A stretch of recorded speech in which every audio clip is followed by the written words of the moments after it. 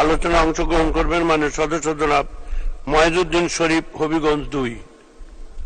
আপনার সময় 2 মিনিট। বিসমিল্লাহির রহমানির রহিম। মাননীয় স্পিকার, আপনাকে ধন্যবাদ আমাকে সুযোগ দেওয়ার জন্য। আমি কার্যপ্রণালী বিধির 71 বিধি অনুসারে জরুরি জনগুরুত্ব সম্পন্ন বিষয় সম্পর্কে মাননীয় স্থানীয় সরকার, পল্লী উন্নয়ন ও সমবায় মন্ত্রী মহোদয়ের দৃষ্টি আকর্ষণ করে নোটিশ দিয়েছি।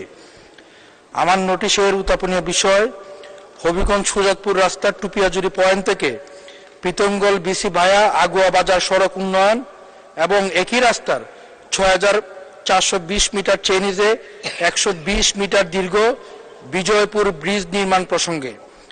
আমার নির্বাচনী এলাকা হবিগঞ্জ 2 বানিয়াচং আজবেরিগঞ্জ এর আওতাধীন হবিগঞ্জ সুজাতপুর রাস্তার টুপিয়াজুরি পয়েন্ট থেকে বিতঙ্গল জিসি ভায়া আগুয়া বাজার সড়কটি অত্যন্ত গুরুত্বপূর্ণ। বর্তমানে রাস্তার ব্যাপক ক্ষয়ক্ষতি হয়েছে, রাস্তা দিয়ে গাড়ি সহ জনগণের চলাচলে অসুবিধা হচ্ছে। একই রাস্তায় 6820 মিটার চেইনিজে 120 মিটার দীর্ঘ বিজয়পুর ব্রিজ না থাকায় জনগণ চরম দুর্ভোগে রয়েছে।